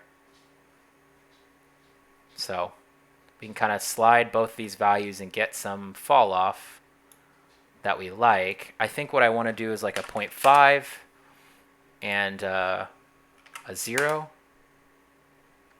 0.1, yeah, something like that. Yeah, -1, start to give us back some of that edge a little bit, but still keep it soft enough. I think that's probably good. Yeah, it's a little less apparent that it's a piece of geo. Yeah, and I don't think I don't know that we really need the second piece. I'm gonna kill it for now. I think I'm gonna stick confident with what we have.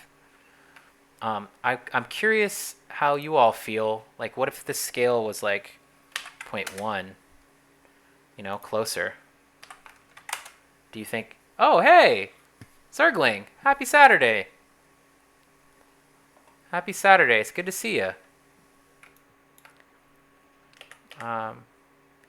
Yeah, you caught us in the middle of making some pickups. I'm kind of there's something nice about this too that I might. Okay, so copy paste, and the second version is going to be the 0.2 version, and maybe the second version is half as tall. I don't know. I'm trying to figure out how to make these things marry together to kind of feel like it's all cohesive, and you know what I'm saying? Like, there's something here. There's something nice about what's happening. This is a pickup if I ever saw one, so it's not a big deal. One of these kind of decisions are gonna feel good that you can stick with and use in the game. So that's kind of nice. I don't know. I mean, I'm torn on whether or not the bottom thing is actually giving us anything, or if these need to be wider. There's some cool stuff happening. So 0.7 maybe, and then yeah, this is stuff to play with. I don't know. It's stuff to play with. I think you could mess with this all day, but what's important is this kind of looks like a cool pickup. So, which was our intention. The last thing I wanted to do before we kind of get out of here, let me build the lighting, and then we'll just chat a little bit. So the last thing I want to do is do a decal. I wanna create something that feels like on the floor it's kind of interacting or leaving its energies, or sort of actually exists in the world and not just sort of hovers above the ground. And a lot of the reference I was looking at has examples of this, but what I'm going to do is just use some noise and a decal and see if I can't, and in fact I might even just use the same texture that we're using on the other pieces of Geo, yeah, to get us going there. Yeah, see that? I don't know. There's something there. There's I could mess with this all day, and that's what visual effects is about. Let me go over here to placed actors, and what we'll do is we'll look for decal, and we'll just drop a decal in the world, and we're gonna try to place it right where we had the other stuff: -60, 50, 0. And that way it'll be pointing downward. What I'm going to do is grab the Unreal Mannequin, and I'm going to look in the details panel for decal, and I'm going to say received decals, and I'm going to turn it off. That way it doesn't affect our mannequin. So this decal that we just placed in world doesn't have a material, so we need to create one. We'll save everything. Let's make sure we're all saved up and everything. And we could mess with the bits some more. We could do a second kind of bits, sparkles or something. There's all kinds of stuff we can do with this. But I'm having fun, and I hope you all are too. Yeah, so this last portion is going to be a decal material. So m underscore decal. And if we double click on the decal material, to make this a decal material, we'll come over here to material domains, and we'll use deferred decal. And it immediately complains because it wants the blend mode to be translucent. And there's a bunch of reasons why you want to make some different decisions here with what's going on. with these decisions, but I think we're gonna do emissive, unlit, and see how far we get with that. So kind of what I want is this, right? I want a scroll speed and a scale, and I don't think we need a Fresnel, but I think we need a color. I'm gonna duplicate all of these nodes, and I'm gonna paste them here, and I'm gonna put that into opacity, and I'm gonna grab this color, and I'm gonna jam that into color. And we're just gonna see what this gets us. I wanna scroll a material along the decal, and then I wanna set it to be a similar color to the kind of other noise movement stuff that we got going on in the rest of the effect. So let's see what this gives us. Emissive might not be the way. It might be translucent for the decal blend mode, but we'll see. So in the decal, if I right click, create material instance, and I drag and drop this decal material in, so we get a decal here, right? Which is great. It's not exactly what we need because the size is crazy. 100. Yeah, so 100, 100. And then if I turn on the widgets again, you can see actually what the decal looks like. It's a box, and because it's pointing down, it's projecting downward, right? That's kind of what we're trying to do here, trying to get like a downward motion going. I'm curious though. I don't think I should have to because of the way decals work.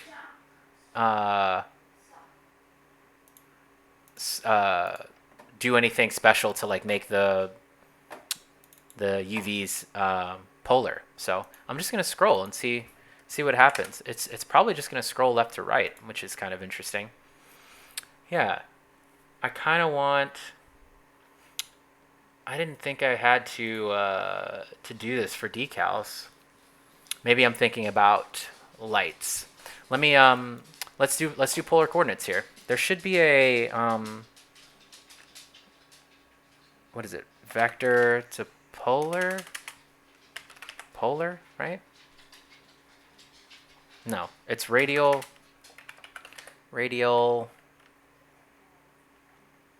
vector to radial, right? Yeah, and then sorry for the clunky bopping that's about to happen through this. This isn't the material we need to do this in. We're gonna do this in our decal material, and I'll throw away pickups after this is done saving. We'll get that away, and then decal material, we're gonna use this vector to radial setup. I posted about this on Twitter the other day. There's a really cool way to do this where you just plug in your UVs here, and I think you have to subtract 0.5 to make them centered, right? Yeah, we don't need to do any of this swizzling, and then we just take out the radial coordinate and we plug that in. And I think, if I'm not mistaken, oh, see, in the way that this works, there's something weird about if you use emissive, then you can't see anything, but if you use translucent, you can, or something like this. I think it's happened to me the other day. Or maybe if it's unlit, you can't see it or something. I can't remember. But I'm gonna stick with emissive. I'm gonna keep going because at least we see it in the editor. So I'm gonna save this. And what this should do is give us radial UVs. It should project this material outward. And what I might do to end the stream is paint a seamless top and bottom, left and right texture that looks very similar to the other. And then, yeah, see, that's what we like. But it's only happening on the one side because the texture is one-sided, right? So let's fix that problem, and then let's go paint our texture, and then we'll close the stream out. So I want to reverse the direction here, or maybe I don't. Maybe I don't. I don't know. Let's negative 0.5. It's going outward. Does that work for us? Yeah, because see, it kind of feels like the energy's going upward, so maybe we want to go to the other direction. Maybe it was just too fast for me. I'm a delicate soul. You gotta move slow. You gotta move slow. Okay, cool. Here we go. So gradient. We want to do radial, gradient, exponential, and we'll just use this as the fall off for this decal. So multiply the results of this by a soft edge, and then we'll save that. And so I'll show you what that does. That eliminates kind of the hard edge at the end of the decal. Come on. This is the come on. There's probably some more cool stuff we could do with this model, but I don't want to hold everyone up again today. I gotta, you gotta cut yourself off sometimes, y'all.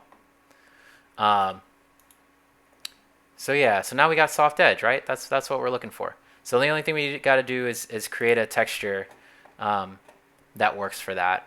And all I'm going to do really is come in here, save as, and we'll just call this decal.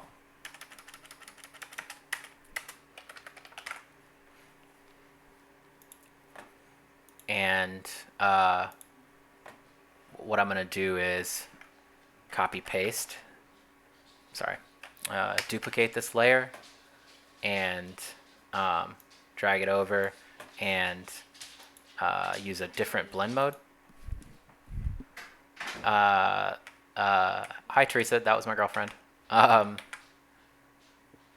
I looking for? Lighten, right? And then all I'm gonna do, sorry, is put this back where it was, and I'm gonna go filter, other, offset. And I don't want to offset horizontally. I want to offset vertically by 512, so by half the distance. Oops, sorry, that's bad math. 512. And yeah, and then what I'm going to do is just drag this over here and drag this piece over here.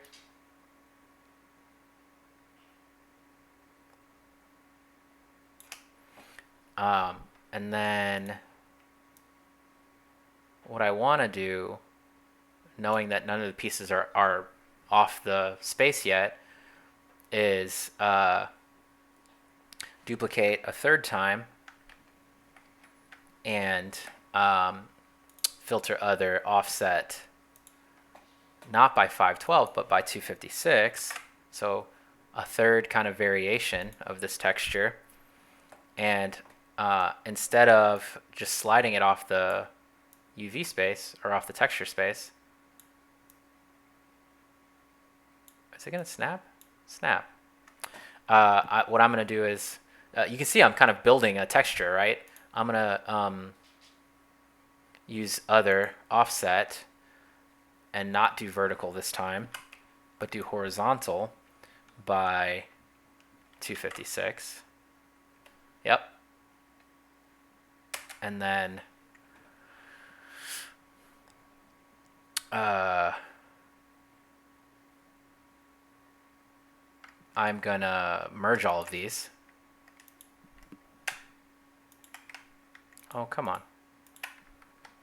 Merge all of these. And then I'm gonna offset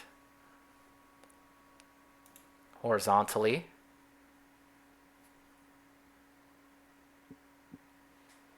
Wait, cancel that. Before I do that, I'm gonna pull these to the center. I'm gonna crop.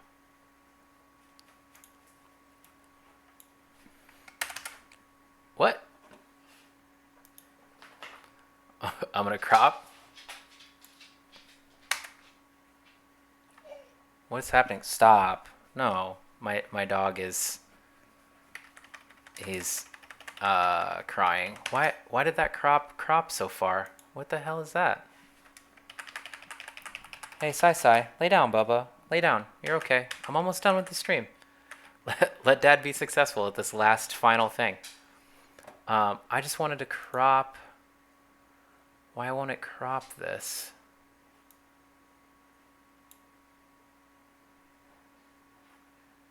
Crop. Why is it doing that? That's so weird. Okay. How about this? Then image crop. Weird. I don't know what that was about. Okay. But now it's cropped. I have no idea what that was about. That's so weird. Okay, so filter other, offset. And now we're going to offset 256 and then offset 512. Because our left and our right and our top and our bottom all need to be matching. But we already took care of the top and the bottom because all of these flame pieces are versions of each other, right? They're just kind of offset, randomized pieces. So I'm going to paint out or erase away with a soft brush this kind of hard-edged middle, and we'll just add in a little extra piece here, and we'll call it good. I might even clone stamp so that it's not just another clone. I might just do a clone stamp so it's a little bit more unique. Issue with the clone stamp is edges. So, but that's okay. We got a couple minutes before this gets to be too long. So let's paint in some stuff here. Alt. Grab this, paint up. Okay. Now we got ourselves a little tiling texture here. And all I want to do is offset vertically to make sure I didn't leave a weird edge. I don't think I did. Okay. So this is for the decal. So save and come back. And in the decal, let's change this texture to be decal. Oh, sorry. We got to import it first. And then let's change this texture to be decal. And let's save. And then let's see what we got. There's a bunch of other cool stuff I would love to do.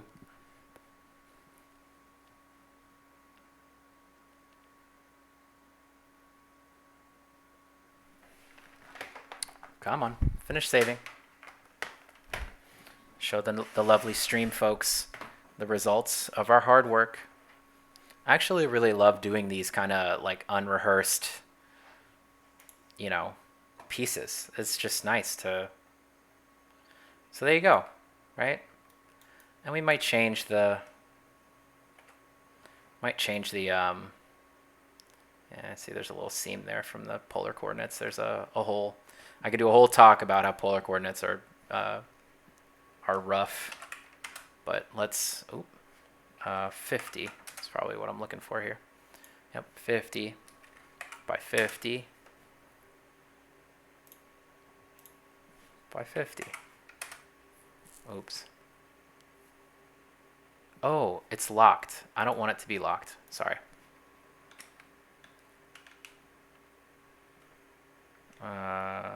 20? Oh, sorry. 50 by 50. Yeah, there we go. And what we should be looking at, Control G, is how tall it is. I want it to be taller, so it actually lands on the pickup itself. So G again. There we go, right? That's pretty good. I think what we need is some kind of like maybe the secondary geo that actually kind of interacts with the floor a little bit. No, see, what it should be is maybe 0.3, 0.3, and then 0.3. So it's like kind of giving us that interaction between the decal and the... Yeah, that's pretty good. Honestly, that's pretty good. If I'm being frank, that's pretty good.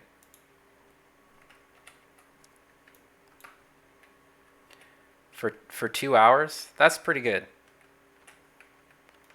That's pretty nice, actually. Yeah, I feel comfortable with the close. Let me build the lighting, and then yeah.